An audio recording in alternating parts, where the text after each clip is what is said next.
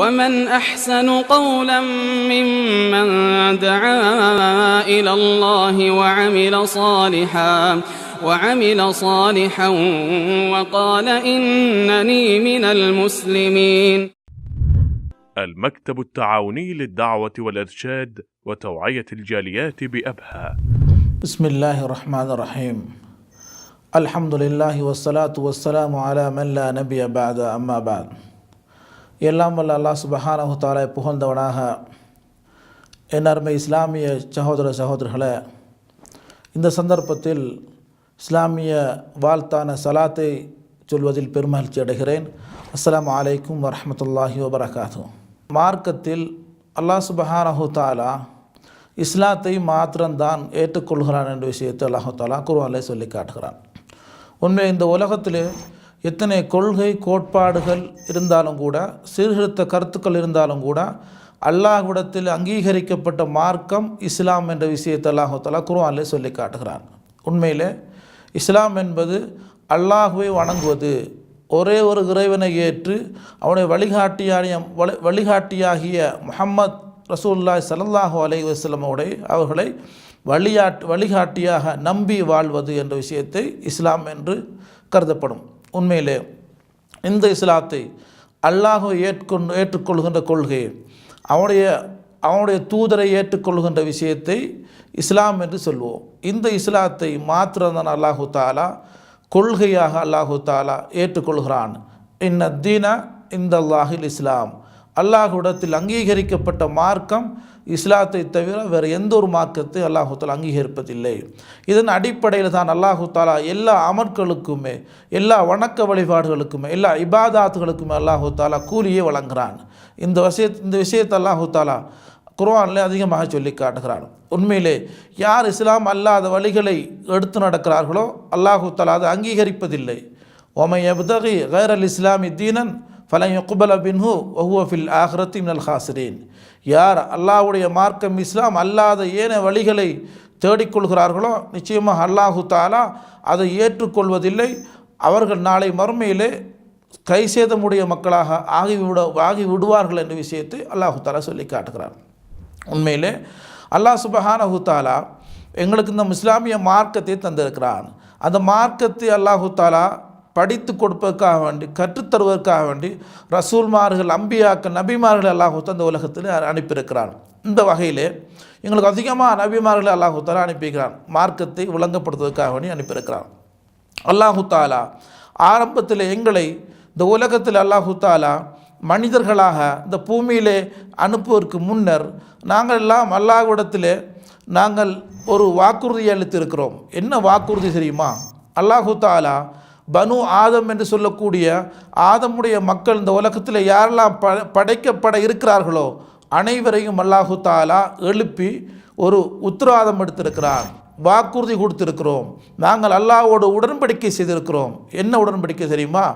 நாளை மறுமையிலே அல்லாஹ் சுப்ஹானஹு தாலா உங்களுக்கு விசாரிப்பதற்கு முன்னர் நீங்கள் நல்ல மனிதர்களாக அந்த உலகத்திலே வாழ வேண்டும் என்று சொன்னால் தன்னை கடவுளாக ஏற்றுக்கொள்ள வேண்டும். அல்லாஹ் கேட்குறான். பனு ஆதம் என்று சொல்லக்கூடிய எல்லா மக்களையும் அல்லாஹ் சுப்ஹானஹு தஆலா ஆலமுல் அர்வாஹ் என்று சொல்லக்கூடிய ஒரு ஆத்மாக்களாக இருக்கின்ற ஒரு அமைப்பில் அல்லாஹு தஆலா எங்களை எழுப்பி எங்களை பேச வைத்து அல்லாஹ் கேட்குறான், அலஸ்து பிரப்பிக்கும், உங்களுடைய இறைவன் நான் இல்லையா என்று கேட்டான். காலு பலா, நாங்கள் நிச்சயமாக எல்லாம் சொல்லியிருக்கிறோம். யா அல்லாஹ், நீ தான் என்னுடைய கடவுள் என்று சொல்லியிருக்கிறோம்.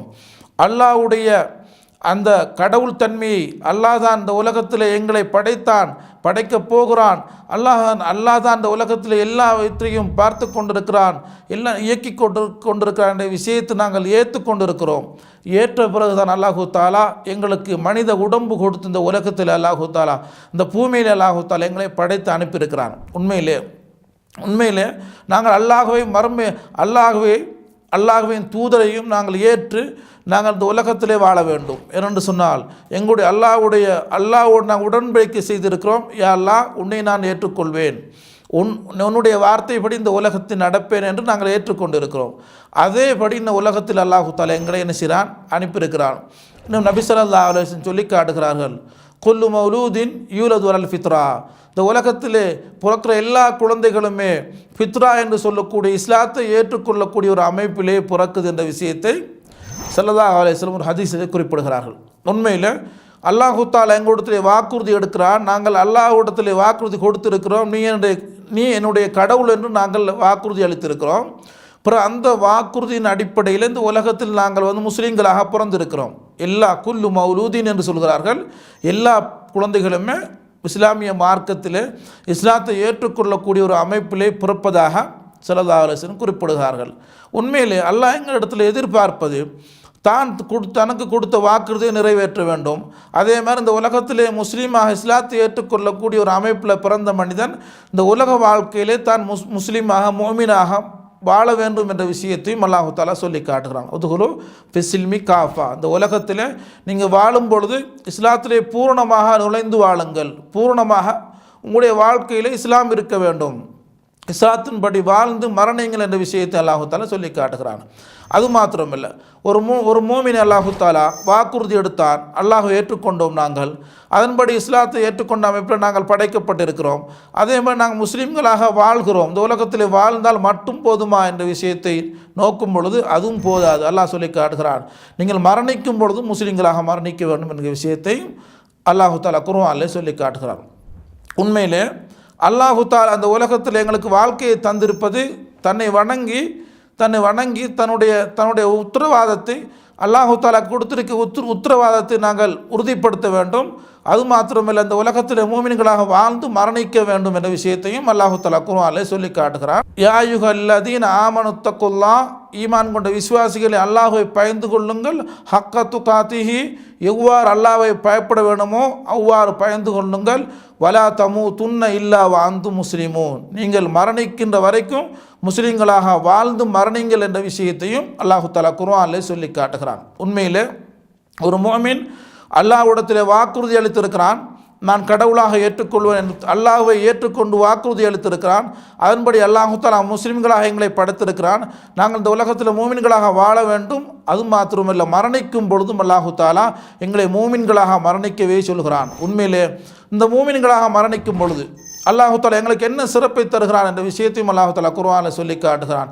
இன்னல்லதீன காலு ரப்புனல்லாஹ் ثم استقاموا تتنزل عليهم الملائكة ألا تخافوا ولا تحزنوا وابشروا بالجنة التي كنتم توعدون. நிச்சயமாக நீங்கள் மூமின்களாக அந்த உலகத்திலே வாழ்ந்து மரணித்தால் மரண வேளையில் அல்லாஹ் சுப்ஹானஹு தஆலா மலக்குமார்களை அனுப்பி சொல்வான், அல்லா தஹாபு, நீங்கள் பயப்படாதீர்கள், வலா தஹ்சனு, நீங்கள் கவலைப்படாதீர்கள், அப்ஷிரு பில் ஜன்னா, நிச்சயமாக சுவர்க்கம் இருக்கிறது, நன்மாராயம் உங்களுக்கு சொல்கிறோம். மலக்குமார்கள் சொல்வார்கள், நீங்கள் கவலைப்படாதீர்கள், அல்லாஹ் சுவர்க்கத்தை தருவான் என்ற விஷயத்தை அல்லாஹு தஆலா குர்ஆனிலே சொல்லி காட்டுகிறான். உண்மையிலே அல்லாஹ்வுடைய வாக்குறுதியை நாங்கள் உறுதிப்படுத்தி உலகத்தில் முஸ்லீம்களாக பிறக்கிற நாங்கள் முஸ்லீம்களாக வாழ்ந்து முஸ்லீம்களாக மரணித்தால் நாளை மறுமையில் அல்லாஹ் சுப்ஹானஹு தஆலா எங்களுக்கு சுவர்க்கத்தை தருவான் என்ற விஷயத்தை அல்லாஹு தஆலா குர்ஆனிலே சொல்லி காட்டுகிறான். உண்மையிலே முஸ்லீம்களாக வாழ்ந்து இந்த உலகத்தில் முஸ்லீம்களாக மரணிக்கிற நன்மக்களாக அல்லாஹு தஆலா எங்கள் அனைவரையும் ஆக்கி அருள்வானாக.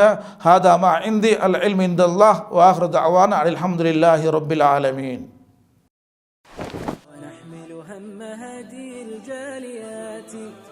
بآيات الكتاب البينات بها كم أبصروا سبل النجاة فضجوا بالشهادة ناطقين